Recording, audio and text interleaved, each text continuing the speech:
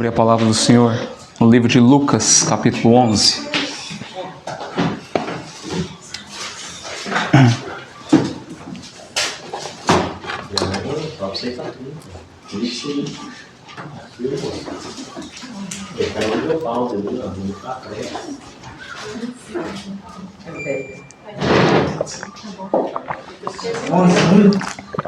Exato. Lucas capítulo 11, verso 1.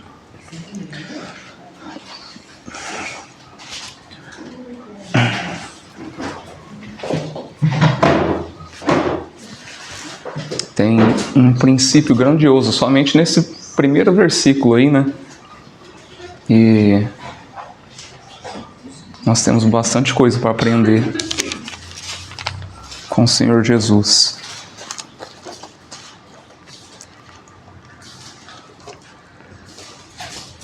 Ninguém, por mais douto que seja, ou por mais faculdades de teologia que faça, não tem algo que não tenha ainda a extrair do Senhor. Ele é uma fonte inesgotável. E através dessas passagens aí do Lucas 11, nós vamos focar no verso 1 aí. Nós vamos ver que o Senhor, Ele nos ensina a orar. Oração se aprende. A gente aprende a orar. Eu confesso que eu fiquei muito tempo numa igreja e eu não sabia orar. Oração se aprende e oração se ensina. Nós vamos ver isso. Lucas 11, capítulo 1. De uma feita estava Jesus orando em um certo lugar. Quando terminou, um dos seus discípulos lhe pediu: Senhor, ensina-nos a orar, como também João ensinou aos seus discípulos. Amém? Vamos fechar os nossos olhos. Pai, estamos aqui essa noite, Senhor, como alunos diante da Tua presença, Senhor.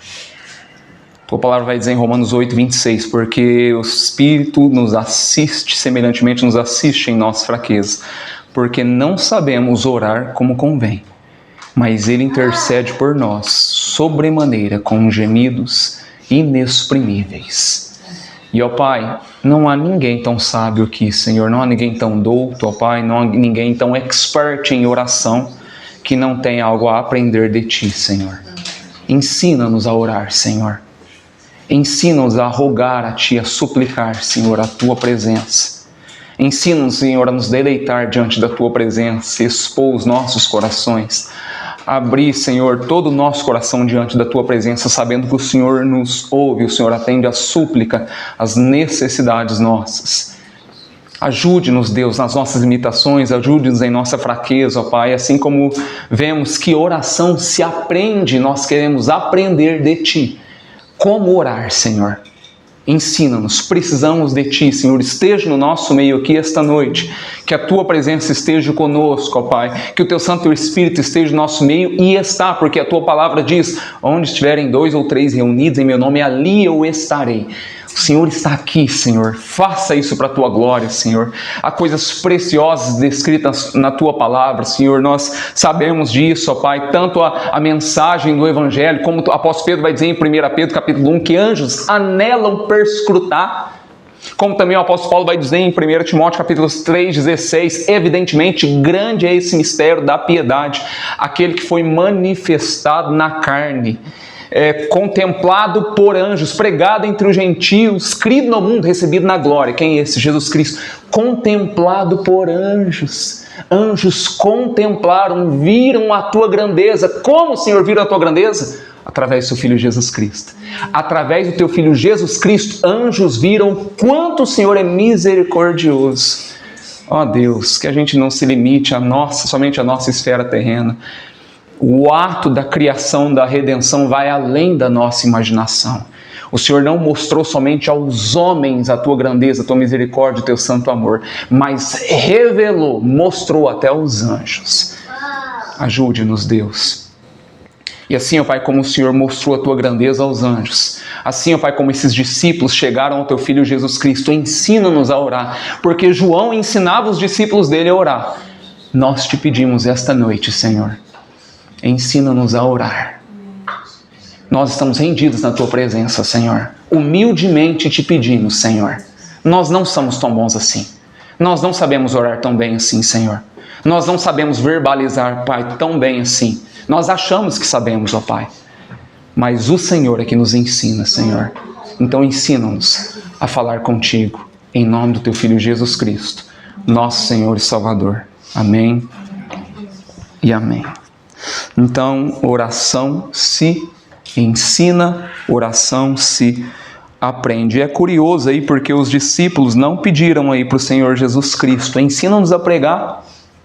Não pediu aí para os discípulos: ensina-nos a evangelizar, a doutrinar, a discursar. Ensina-nos a ser cheios do Espírito Santo. Ensina-nos a fazer milagres, prodígios e maravilhas. Não. Eles chegam ao Senhor Jesus Cristo e diz: ensina-nos a orar. Mostra-nos, revela-nos como orar, como João ensinou e revelou aos seus discípulos. Portanto, então, aí denota aí que João era também um homem de oração e ensinava também os seus discípulos a orar. E por que Lucas menciona isso na sua carta? Dentre todos os evangelhos sinóticos, Mateus, Marcos, Lucas, Lucas é o mais distinto, peculiar, diferente deles. Por quê? Lucas era gentil. Lucas não era judeu. Interessante. Ele era médico de profissão. Ele não era judeu, médico de profissão, historiador, analista, missionário. Cada evangelho sinótico viu a Jesus com uma ótica, com um foco, com um eixo específico. Por exemplo, para Mateus, Jesus era o rei dos judeus, porque a escritura, o livro escrito de Mateus era específico para os judeus e tem mais citações, menções do Antigo Testamento. Marcos escreve, registra ali, mais para os romanos, apresentando e expondo Jesus como servo em suas ações. João já enfatiza Cristo como o verdadeiro Deus, o Verbo de Deus, o Verbo que se fez carne, habitou entre nós, cheio de graça e de verdade. E Lucas, que escreve aos gregos, apresenta Jesus na sua perfeita, sublime, magnífica humanidade, como um homem perfeito, um exemplo perfeito. Também ele era um homem, um exemplo perfeito de oração. Por quê? No livro de Lucas há 11 referências de oração do Senhor Jesus Cristo, enquanto no livro de Marcos e Mateus só há 4 referências de oração de Jesus. Então Lucas enfatiza mais as orações do Senhor Jesus Cristo. Com qual finalidade? Qual a ênfase? Qual o destaque por isso? Revelar, apontar para nós que Jesus, sendo homem, sendo ele um homem perfeito, ele era um homem de oração, de súplica. Devido a isso, os discípulos chegam até ele, sabendo que ele era um homem de oração, sabendo que ele saía nas madrugadas para orar. Chegam até ele e pede, solicita, requer dele: Senhor, ensina-nos a orar, ensina-nos a falar, a dialogar com Deus. E a pergunta para hoje é: você sabe orar? Você sabe orar a Deus? Talvez você pode falar assim: Derek, que pergunta, faz 30 anos de cristianismo, tem 30 anos de cristianismo, 40 anos de cristianismo. Talvez você tenha uma grande bagagem de cristianismo e não sabe orar. Eu tinha uma grande bagagem de cristianismo e eu não sabia orar. Então hoje o livro de Lucas vai nos mostrar, revelar alguns princípios, instruções, preceitos de oração que Jesus seguiu e que tem muito a nos ensinar, a educar a mim e a você sobre oração. Primeiro princípio de oração que Lucas compartilha, registra conosco, está no exemplo de Cristo, lá em Lucas 3, versos 21 e 22. E aconteceu que ao ser todo o povo batizado, também o foi Jesus. E estando ele a orar, o céu se abriu, o Espírito Santo desceu sobre ele em forma corpórea como pomba, e ouviu-se uma voz do céu: Tu és o meu filho amado, em ti me comprazo. Qual que é o primeiro princípio aí? O princípio da capacitação, do revestimento de poder. O batismo de Jesus é apresentado, citado no livro de Mateus e de Marcos, mas somente no livro de Lucas registra que quando Jesus estava sendo batizado, ele estava em oração. Não é mencionado isso em Mateus nem Marcos, somente em Lucas. Jesus estava orando, Jesus ora. O que acontece? O céu se abre, o Espírito Santo desce e o Pai fala diretamente com ele. Jesus está sendo capacitado, revestido, habilitado pelo Pai no poder do Espírito Santo para dar início, entrada, gênese ao seu ministério. Ao ponto que ele escreve, o próprio Lucas vai escrever no capítulo 4, verso 1, Jesus, cheio do Espírito Santo, voltou do Jordão e foi guiado pelo Espírito no deserto durante 40 dias, sendo ele tentado pelo diabo. Ele foi capacitado na oração, logo depois que ele é capacitado, preenchido com o poder, e sai da água do batismo para o fogo da tentação.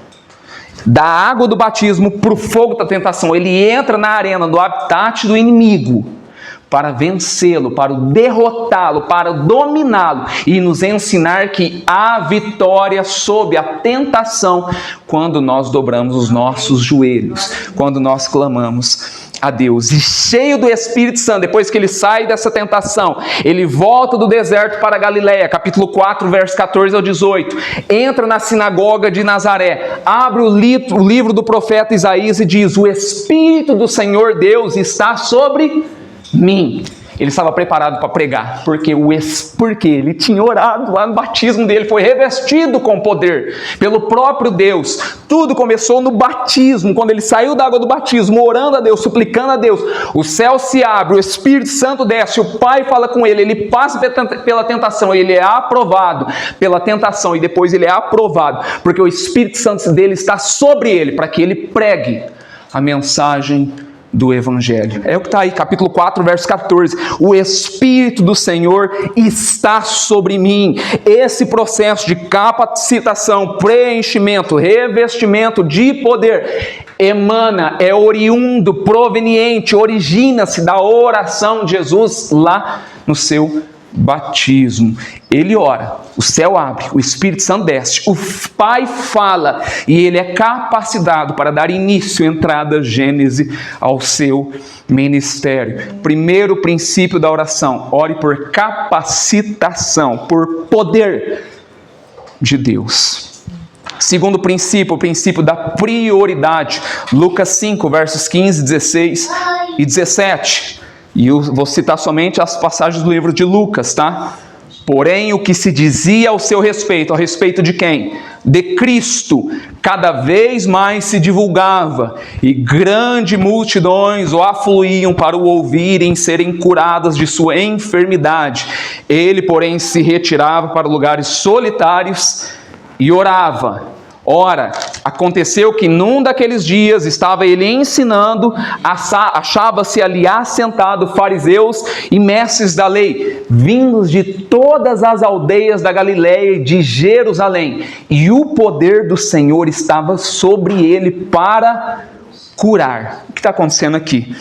As multidões estavam vindo, acometendo, querendo ver Jesus Cristo, querendo estar com Ele, chegando para ter com Ele. Jesus tinha acabado de ressuscitar, libertar, de curar, de libertar um leproso da sua lepra, dando uma ordem a ele que estava tomado de lepra: vai, apresente-se ao sacerdote, entrega o sacrifício que é requerido lá pela lei de Moisés, mas não conte, não fale nada para ninguém do que eu fiz para você. O que ele faz? O homem ressuscitou, estava com a carne apodrecendo, o corpo dele estava mitigando, fazia dias, talvez meses, anos que ele estava ali, e ele é curado da lepra.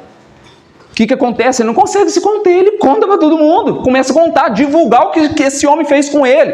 O homem quase que ressuscita, porque o corpo dele estava apodrecendo, mitigando, e ele sai a falar para todo mundo, ao ponto que Jesus não pode entrar, como está lá registrado em Marcos capítulo 1, publicamente nas cidades mais. As multidões estavam querendo ver, acometer, estar com Jesus.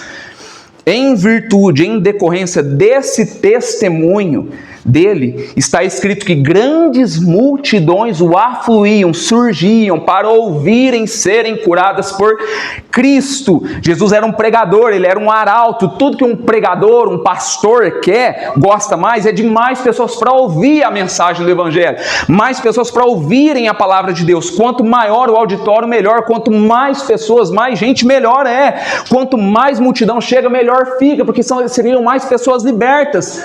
Mas, olha só que interessante, curiosamente, quando as multidões começam a chegar, a cometer, estar com Cristo para ouvirem, serem curadas por Jesus, ele se retira, ele se reclusa da multidão, deixa as multidões e vai para um lugar solitário e orava. Ué, como assim? Que princípio é esse que Jesus quer nos ensinar? Multidão inteira, um monte de gente querendo ver ele ser curado por ele, ouvir ele. E ele se recusa, ele foge, ele se esconde, na verdade se esconde, ele se retira para orar. Qual é o princípio que Jesus quer nos mostrar com isso? O princípio que ele quer nos ensinar, irmãos, é que Deus vem antes da obra de Deus. Deus vem antes das pessoas. Deus vem antes do ministério. Tem que buscar ele em secreto, antes de você querer curar, pregar, ajudar multidões. Jesus se reclusa. Nós não temos condições, possibilidades de atender às demandas das multidões necessitadas, carentes, a não ser que nós sejamos revestidos, capacitados com poder. E não há poder sem oração. Irmãos, a maioria, 98% das igrejas estão assim. Não há poder nas pregações, não há poder nos pregadores, porque falta oração, não tem tempo secreto em oração com Deus. Isso acontece, as pessoas são assim, o mundo vai tirando isso, tirando proveito disso, tantos afazeres, tantas coisas que ocupam, mitigam, tiram a mente do cristão, tiram o foco dele de buscar, requerer a Deus. E a pregação, o estudo, o ato de estar aqui começa a ser um serviço. Para de ser um desejo, um deleite de ouvir a palavra de Deus, de preparar uma pregação, de o Senhor falar diretamente com ele, escrever, anotar e ver os textos, versículos. Começa a ser no automático, porque não se dedica tempo em oração, súplica a Deus, só você e ele, intensamente, independente se a multidão está carente, independente se as pessoas estão morrendo, você precisa buscar a Deus, precisa ser preenchido com poder, revestido com poder.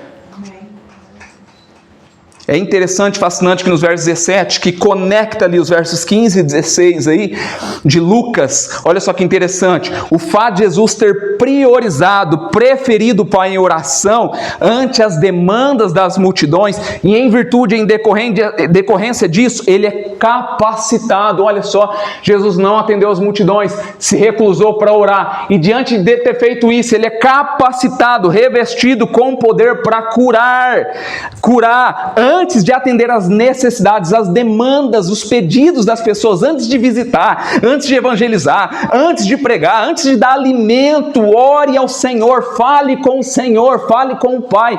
Esse é o princípio da prioridade.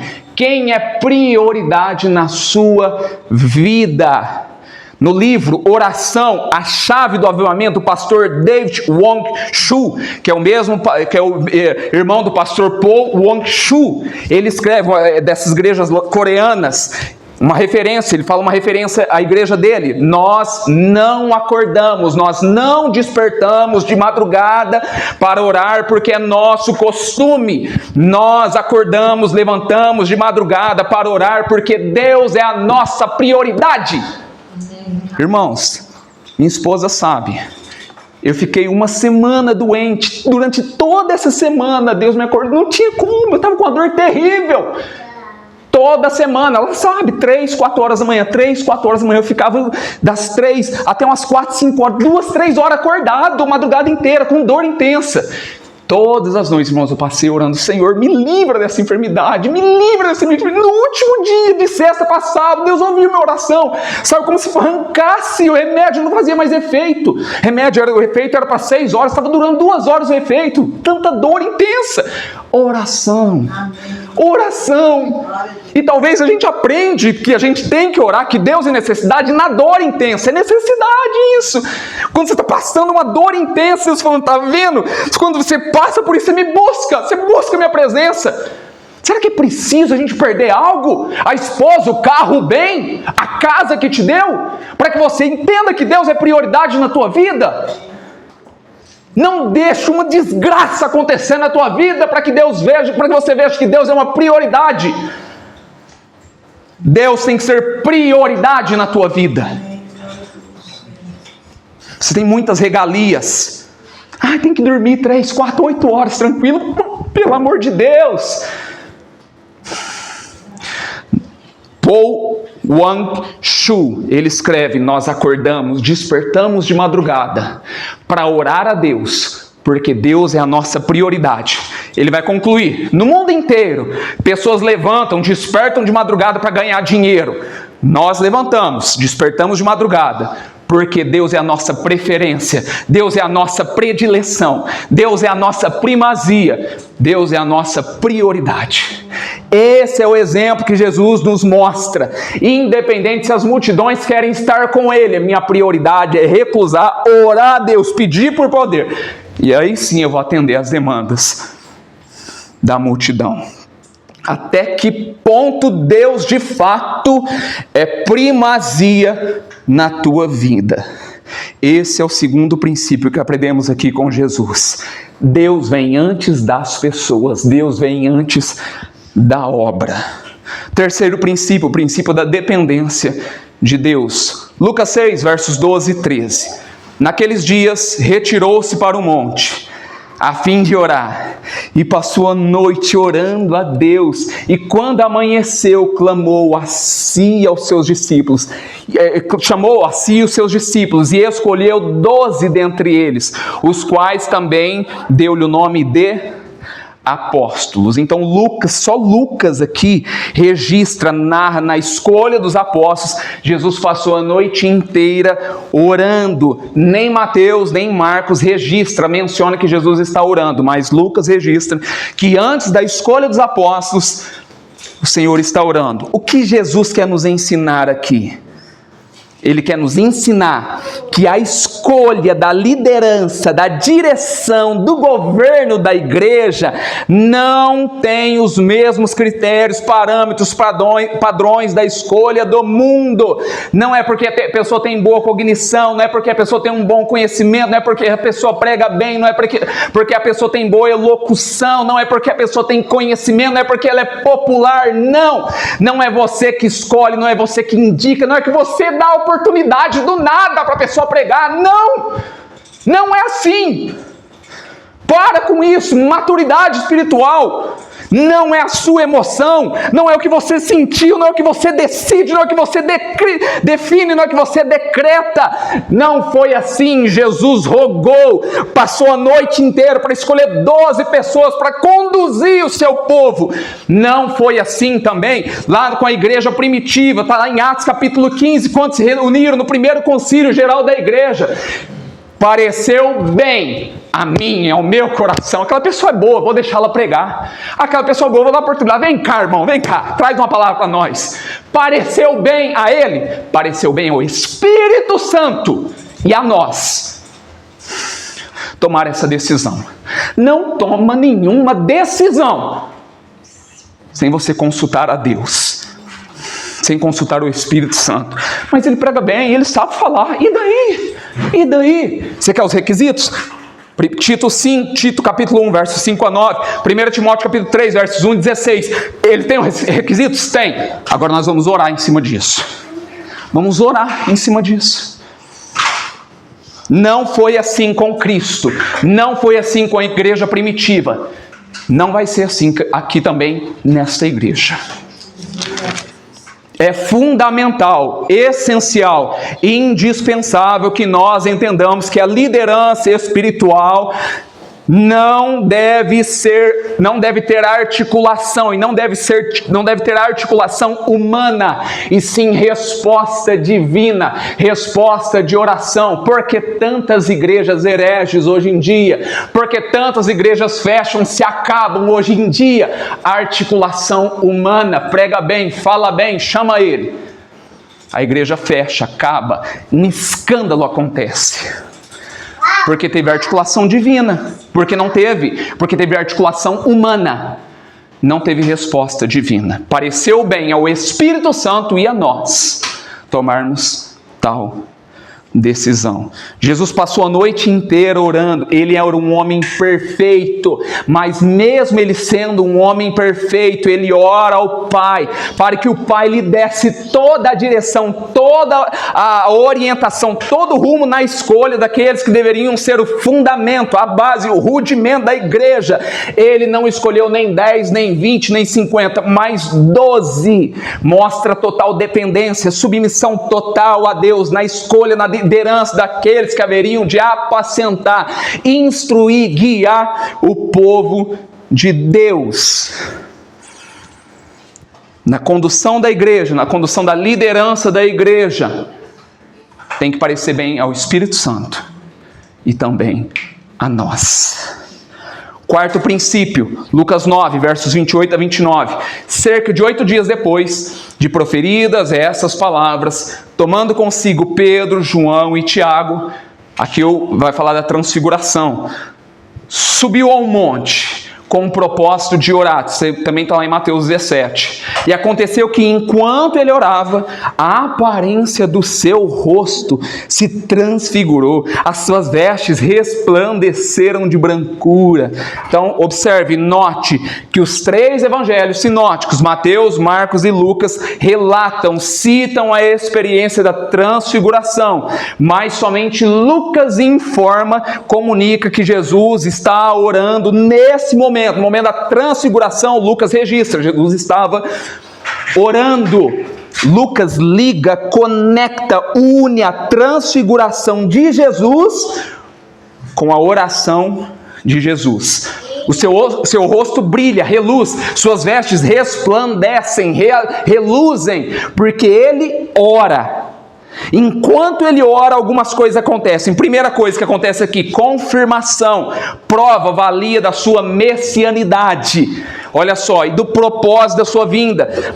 Porque aparece em glória, conversando com Jesus, quem? Moisés e Elias, representantes de quem? Da lei e dos profetas. Qual foi a pauta? Qual foi o assunto da conversa de Moisés, Elias e Jesus Cristo? Verso 31, Lucas 9. E falavam do quê? Da sua partida. Ida para onde? Para Jerusalém. Sabe qual que é a palavra no grego para partida? Êxodo. Sabe o que significa? Qual que foi o êxodo de Israel? Qual foi o êxodo de Israel? A saída de Israel do Egito para Canaã, a terra que mana leite e mel. Sabe o que Moisés e Elias estavam discutindo com Jesus?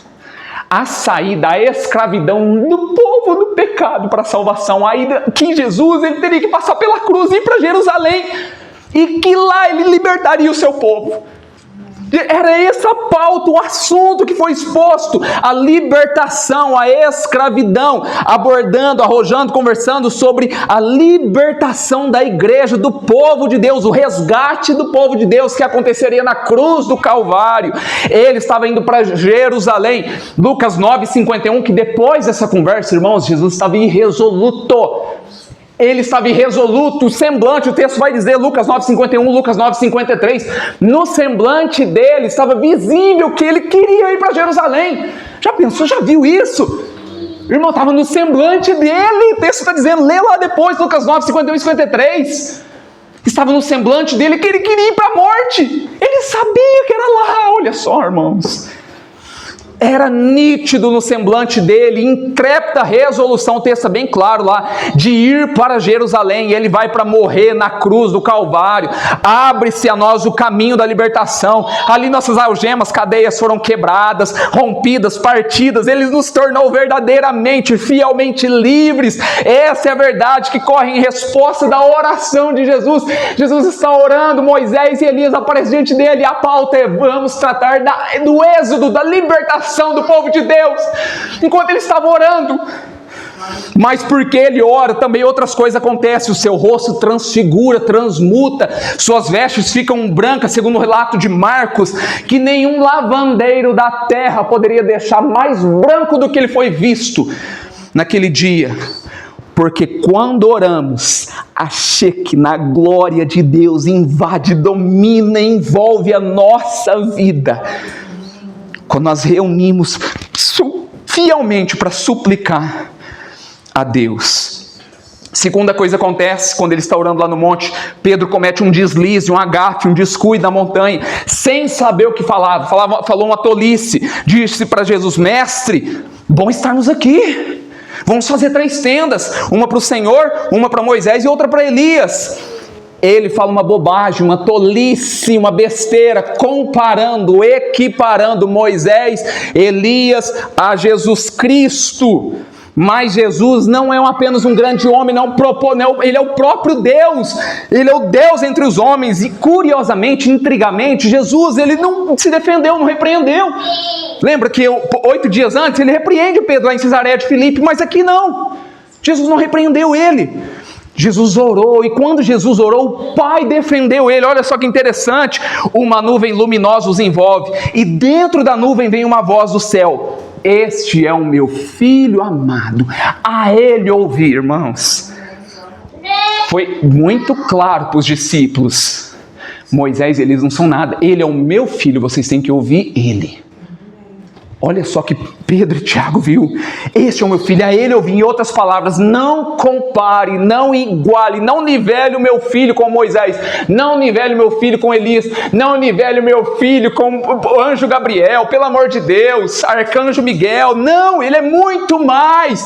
Que eles ouçam, atentam, atinem somente a ele. E quando eles levantam daquela experiência, não tem mais Moisés, não tem mais Elias, não tem mais ninguém, só tem Jesus Cristo, o Filho de Deus.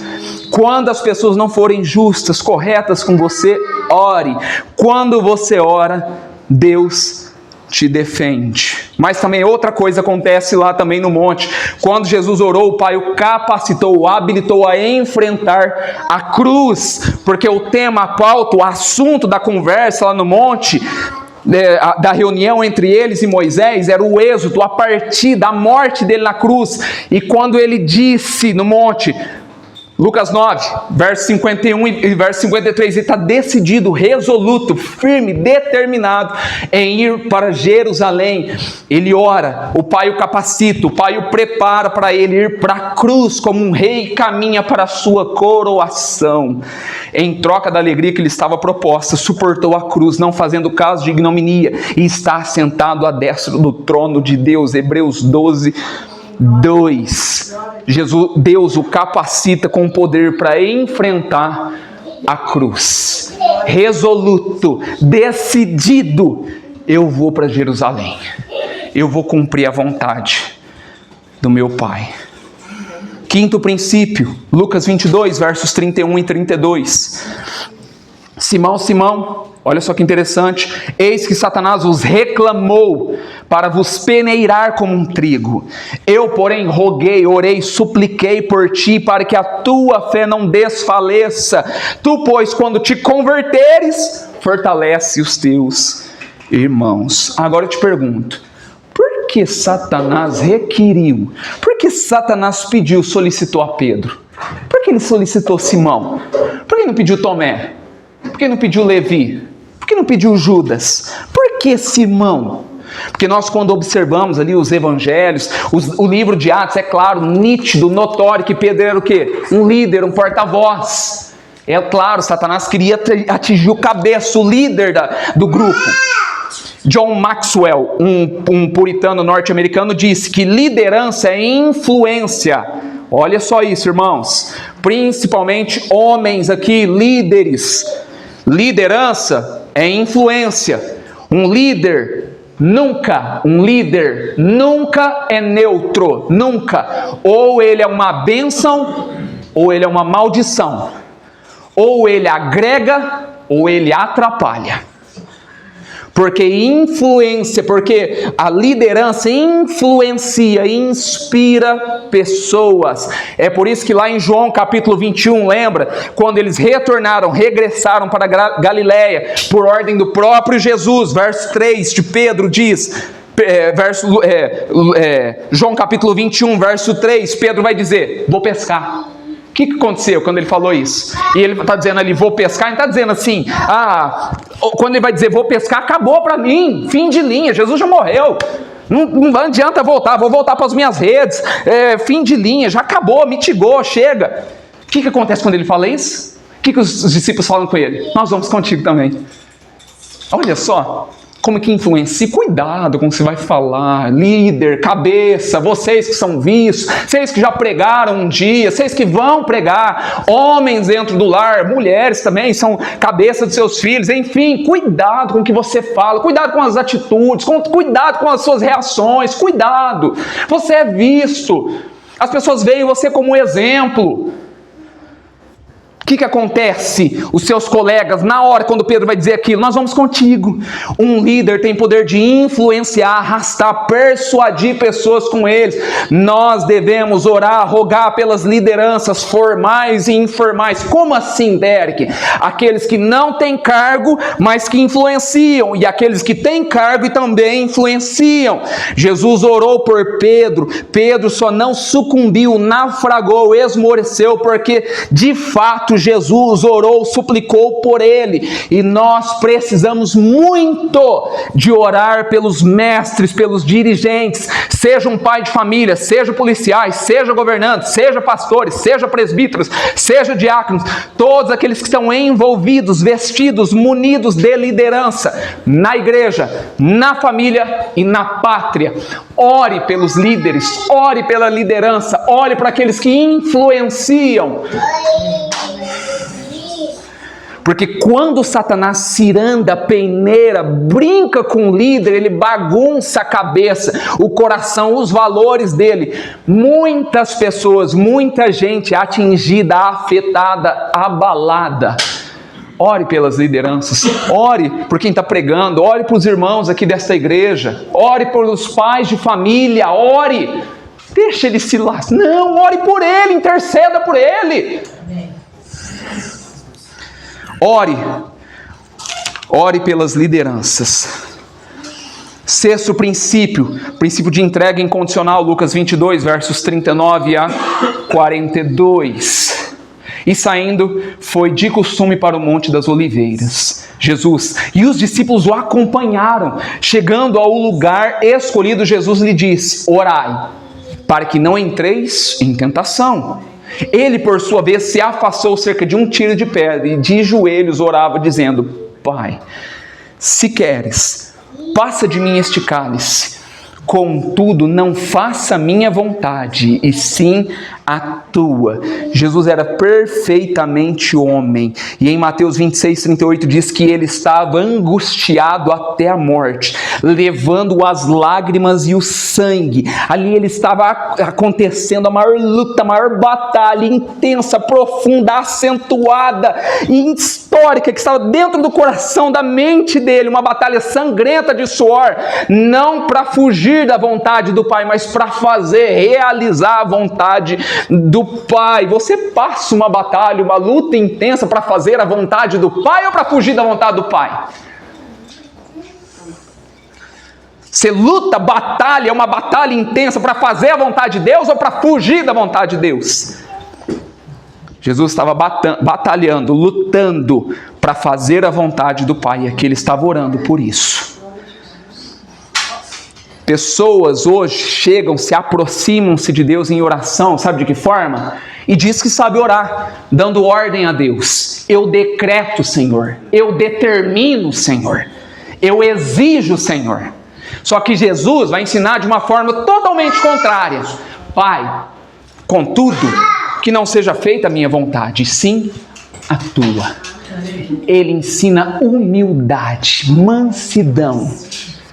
Enquanto o Salvador nos ensina a humildemente a chegar-nos ao Pai. Pai, não seja a minha, mas a tua vontade. Jesus comunica, mostra submissão, rendição, sujeição à vontade do Pai, propósito que já estava estabelecido, decretado desde a eternidade, e a história da redenção que o filho da mulher haveria de esmagar, pisar a cabeça da serpente, cruza os séculos, cruza os milênios, e é claro, a intenção, o desejo, o desígnio de Satanás era frustrar, destruir, acabar com esse plano. Ele tenta tantas vezes, mas com lágrimas, com rogo, com súplica, Jesus clamando com sangue, o Filho de Deus se submeteu, se subordinou, se rendeu à agenda, à vontade, o desígnio do Pai. Porque ele estava orando lá no Getsemane: Senhor, seja feita a tua vontade. Nem ali no último momento, na oração, Satanás não teve forças para tirar aquilo. O desígnio, o propósito de Deus cumprir, de Jesus Cristo cumprir a vontade de Deus. Quando você ora, você batalha para fazer a vontade de Deus? Ou fazendo a tua vontade está bom e por enquanto assim está ótimo? Lute, batalhe, ore a Deus para que você faça a vontade de Deus. Você não foi chamado para somente encher o seu ventre de alimento e deitar na tua cama e dormir tranquilamente. Você foi chamado para fazer algo por Deus. Aquele que perder a sua vida por amor a mim, acha lá. A vontade de Deus é boa, perfeita e agradável. Talvez doa, talvez é preciso chorar, talvez é preciso sangrar, mas lute, batalhe, labute, não para fugir da vontade de Deus. Lute, batalhe, labute para fazer a vontade de Deus, o desígnio de Deus. Como, Derek? Como eu faço isso? Inicie orando. Esse é o sexto princípio que Jesus está nos ensinando. Sétimo princípio, Lucas 23, verso 34. Contudo, Jesus dizia: Pai, perdoa-lhes, porque não sabem o que fazem. Então, repartindo as vestes dele, lançaram sortes. Agora, imagine essa oração de Jesus Cristo aqui. Ele foi cuspido e esbofeteado no sinédrio do judaico. Ele foi espancado e vilipendiado no pretório romano. Os pés e as mãos foram rasgados, perfurados pelos cravos, e ele foi estendido e esticado no seu leito de morte, com dores terríveis e atrozes, e uma sede que não era insuportável. Não somente tudo isso, embaixo na cruz, o povo estava blasfemando, chacotando, zombando dele. Se és o Filho de Deus, desça daí e creremos em ti. Livrou os outros, não consegue livrar a si mesmo? Estavam zombando de Jesus Cristo. Zombaria, escárnio, ultraje. Ele tinha o poder, Jesus tinha a autoridade de fulminar, destruir na hora, todos ali. Ou talvez orar ao Pai: Pai, dá a esse povo que eles merecem mesmo. Talvez fogo, saraiva descia do céu e matasse todos eles ali. Mas ele ora de um jeito diferente, distinto, incomum. Na cruz: Pai, perdoa-lhes, porque não sabem o que fazem. Tem homem e mulher que não consegue perdoar o marido, dorme à noite, passa a noite sem perdoar o marido. Oi, o que aconteceu com Jesus Cristo?